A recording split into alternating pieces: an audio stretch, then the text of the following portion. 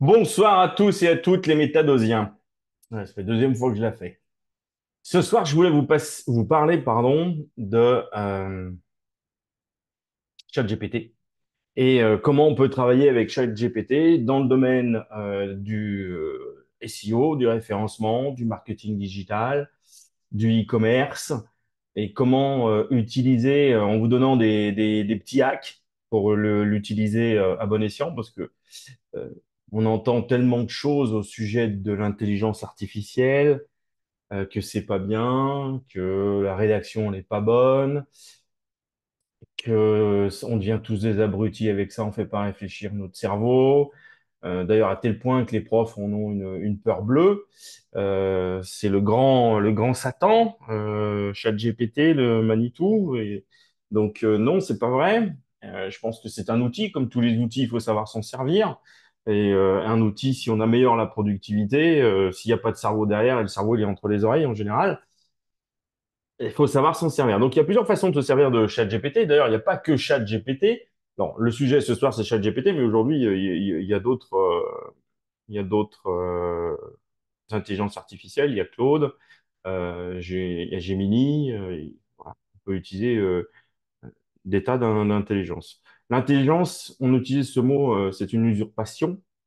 Mais ça, je l'ai déjà dit, mais je le répète, puisque là, c'est la thématique, c'est le thème ce soir. Il n'y a aucune intelligence là-dedans, c'est juste de l'apprentissage, du learning machine. Donc, c'est de la donnée, c'est de la data, et après, voilà, et on entraîne euh, le petit outil ou le gros outil, et on en fait un outil de productivité très intéressant. Donc, dans le référencement, pour nous, on va s'en servir pour, par exemple, générer du contenu. On va lui donner des sujets, des thématiques, et puis lui, il va produire du contenu. Alors, nous, on a commencé, je crois que c'était en 2021, et ça produisait des contenus, mais c'est quand même beaucoup du machicoulis. D'ailleurs, on a produit pas mal de sites internet. Ça ranquait au début, après, on s'est fait dézinguer, démonter.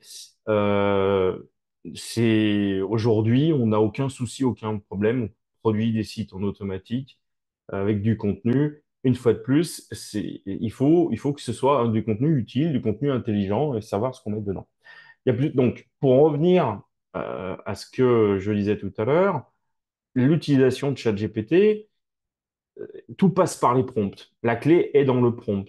Alors, il y a plusieurs niveaux d'intelligence, d'algorithmes, désolé, chez ChatGPT. Aujourd'hui, le plus abouti chez OpenAI, c'est le 4O. Je sais pas si on dit comme ça d'ailleurs. Il y avait le 3, le 3.5, le 4, maintenant c'est le 4O. Donc la façon de l'utiliser, de bien l'utiliser, c'est d'apprendre à faire des prompts intelligents, puisque ChatGPT ou l'IA n'est pas intelligent. Donc si vous ne le guidez pas, vous n'allez pas avoir des résultats intelligents, bien structurés et bien construits. Il faut orienter ça et on peut faire plein de choses avec l'IA, mettre en forme, rédiger, enfin, lui demander des tas de contenus. Après, on a des applicatifs qui vont produire, enfin, qui vont s'exporter directement. On peut faire des extractions de données. J'ai fait l'essai l'autre jour pour mon fils qui fait des études un peu où il y a de la chimie, des tas de formules compliquées. Vous posez une question, quand il s'agit de sciences, de mathématiques, il n'y a rien de tel, hein, ça vous sort c'est ric et rac, il n'y a pas de souci. Systématiquement, c'est bon. Par contre, dans notre domaine à nous, il faut quand même systématiquement relire, puisque des fois, on peut très bien avoir, j'exagère un peu pour forcer le trait, mais le Mont Saint-Michel au sommet du Mont Blanc, hein. Donc, c'est plus peut-être le cas maintenant avec le 4O de chez ChatGPT, mais enfin, très souvent, il nous en sort des vertes et des pas mûres. Donc, je disais, la façon d'avoir quelque chose de pertinent, c'est dans la création de prompt. Si vous mettez un prompt qui est la couleur du cheval blanc d'Henri IV, c'est pas ce genre de prompt-là qu'on veut. Les prompts, il faut qu'ils soient sophistiqués, il faut qu'ils soient compliqués. Compliqué, c'est pas le mot. Il faut qu'ils soient sophistiqués. Et plus on va rentrer dans le détail, dans le prompt, plus on va avoir quelque chose qui va ressembler à de l'humain. On peut lui demander des tas de choses, de rédiger du contenu, d'extraire de la donnée, de la mettre en forme, de créer des tableaux, de créer des graphiques. On peut même créer des graphiques. Aujourd'hui, on a des images on peut créer des prompts sur ChatGPT pour aller se connecter avec une autre intelligence artificielle pour de l'image, DALL-E et d'autres choses. On peut faire de l'image, on peut faire enfin, c'est très poussé. Et une fois de plus, on gagne en productivité. Donc, je comprends certaines personnes dont le métier, c'est de rédiger, des rédacteurs, ou dont le métier, c'est de faire des développements, d'être dev, de faire de la petite infographie. Là, je comprends qu'elles aient peur et euh, qu'elles disent que ChatGPT ou l'IA en général, ce soit pas bien, que ce soit mauvais, et le grand démon, faut pas l'utiliser. Une fois de plus, ça nous fait progresser, ça nous remet en question. Et si on raisonne comme ça, on va pas avancer. Les devoirs les boulots les plus sophistiqués vont forcément rester entre les mains de gens intelligents, parce que pour toutes les raisons que je viens de vous donner. Donc, si vous avez un dev à faire en Python, hein, ou des choses comme ça, enfin, ChatGPT va mieux le faire que votre dev. Pas de souci. On va faire des tableaux, extraire de la data. Je l'ai encore fait cet après-midi. Très bien.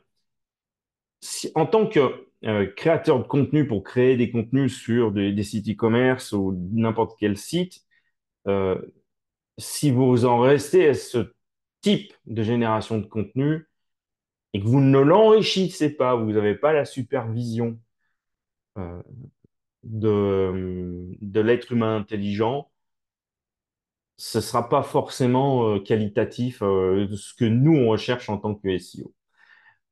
Nous, en tant que SEO, on va produire le contenu, mais on va surtout savoir ce qu'il va falloir mettre dans le contenu, parce que on sait qui sont les clients, où est-ce qu'ils sont, où est-ce qu'ils ont mal. On sait ce que Google veut. Donc, nos outils, notre intelligence, notre professionnalisme et expérience va nous permettre d'extraire toutes ces données-là avec du GPT, hein, de l'OpenAI, de l'IA, ou avec d'autres outils, craquer Google, et le mettre en forme avec euh, ChatGPT. L'autre hack qui va être, quand je dis hack, en fait, c'est des gains de productivité. C'est pas du hack dans le sens négatif où on va tout casser. Là, je suis en train de vous parler de comment l'utiliser, bien l'utiliser et de gagner en productivité. Tout ce qui est automatisation des tâches avec des outils comme Zapier ou d'autres, ou alors je cherche les noms. J'ai pas préparé mon dossier comme il faut. Les outils Make euh, qui vont être utilisés, vous allez les nourrir avec ça. L'intégration sur des CRM, on pousse avec une appli qui a été créée et on va pousser tout ça dans le CRM. Vous avez des applications avec ChatGPT qui vont le faire très bien. Donc, c'est de l'automatisation, c'est du gain de productivité. Vous n'utilisez pas des petites mains pour le faire. Donc, si vous pouvez économiser des euros, autant que ces euros-là servent à autre chose. Euh, on peut très bien imaginer qu'on va nourrir, créer du contenu avec l'OpenAI, ChatGPT, enfin l'OpenAI, passer ça dans une moulinette et nourrir 4000 fiches produits sur un site e-commerce. Pas compliqué. Et si vous sous-traitez ça à Madagascar ou dans un autre pays où c'est pas cher, là, c'est encore moins cher que pas cher. Donc, on gagne une fois de plus en productivité. On peut aussi très bien utiliser des chatbots et programmer quelque chose avec OpenAI pour pouvoir répondre à des tâches très basiques.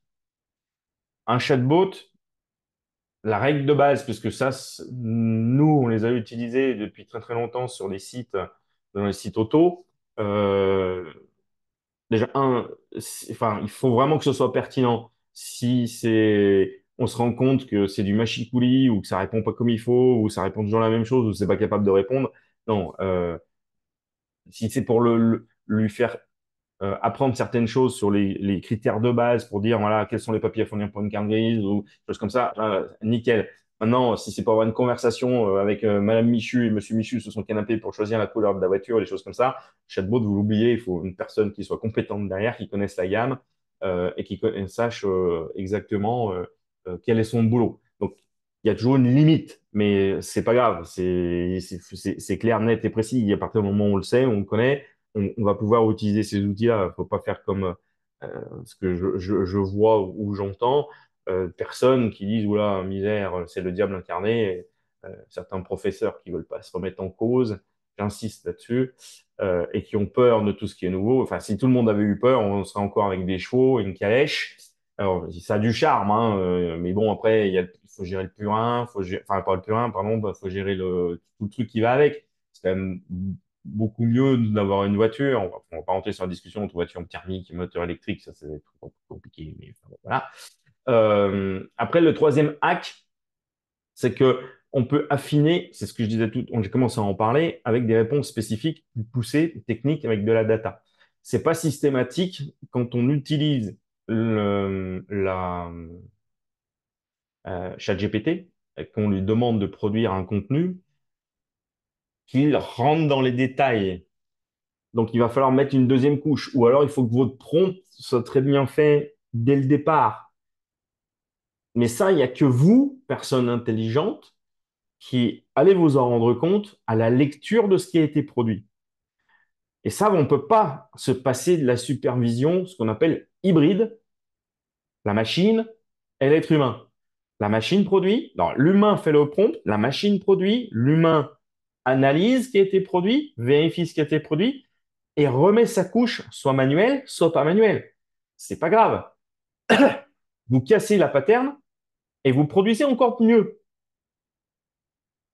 Un humain, pour faire tout ça, il lui faut combien? Plus d'une journée de boulot pour écrire un article. Est-ce que cet article-là sera bien fait? Un rédacteur ne fait pas un travail.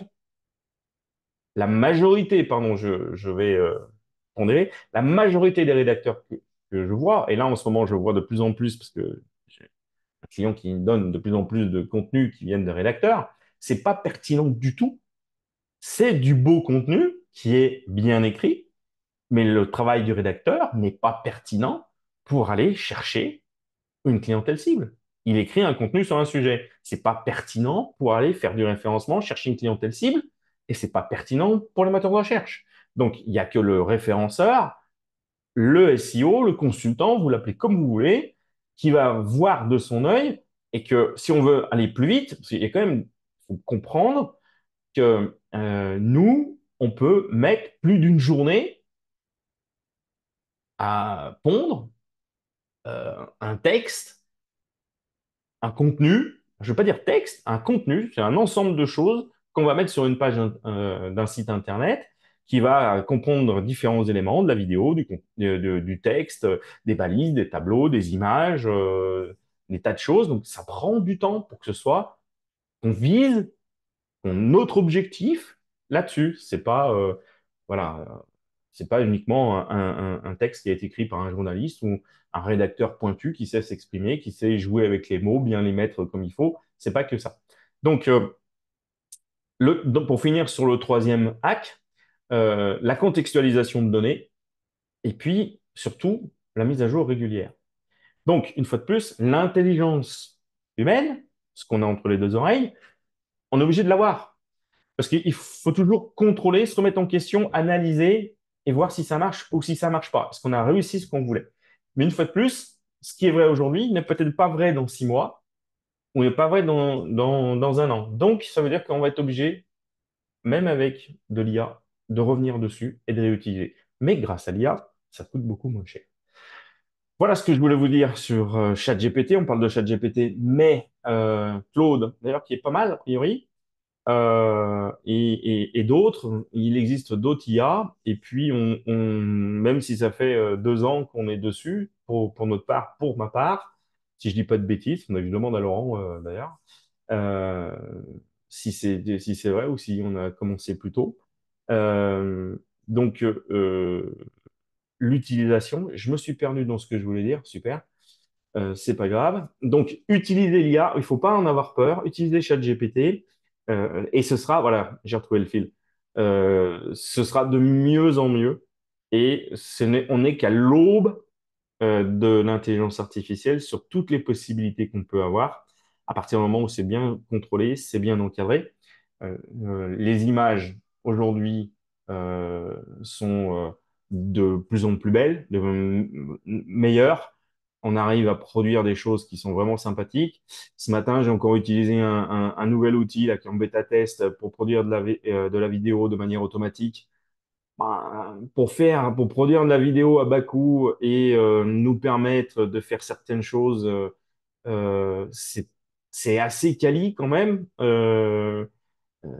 Et là, c'était uniquement en bêta, donc a priori, la version 2 va sortir des choses qui vont être vraiment très intéressantes. Euh,